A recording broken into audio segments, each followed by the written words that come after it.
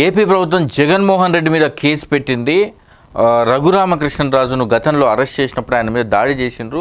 దానికి జగన్మోహన్ రెడ్డి, అప్పుడు ముఖ్యమంత్రిగా ఉన్నటువంటి జగన్మోహన్ రెడ్డి ఈ దాడికి పురిగొల్పారంటూ రఘురామకృష్ణరాజు ఇచ్చినటువంటి ఫిర్యాదు మేరకు ఈ కేసు నమోదైంది. అయితే ఈ కేసు కేవలం కక్ష సాధింపుతోనే తప్ప సుప్రీంకోర్టే ఇప్పటికే ఈ కేసును కొట్టేసింది. అయినప్పటికీ మళ్ళీ ఎట్లా పెడతారు కేసు అంటూ సాక్షి తీసుకొచ్చినటువంటి కథనం ఇది. సుప్రీంకోర్టు వారించినా వినరా, కక్ష సాధింపుతోనే కోర్టు ధిక్కారానికి తెగించిన రాష్ట్ర ప్రభుత్వం. ఎమ్మెల్యే రఘురామ ఈమెయిల్తో కేసు నమోదు.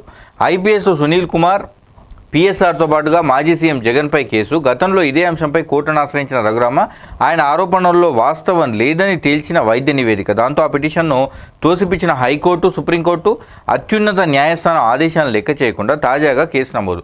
చంద్రబాబు సర్కార్ తీరుపై తీవ్ర విస్మయం వ్యక్తం చేస్తున్న న్యాయ నిపుణులు. ఎవరి సంతోషం కోసం 3 ఏళ్లకు అక్రమ కేసు, దురుద్దేశం, రాజకీయ కక్షతోనే కేసు నమోదు. పోలీసులు కొత్త సంప్రదాయానికి తెరతీశారు.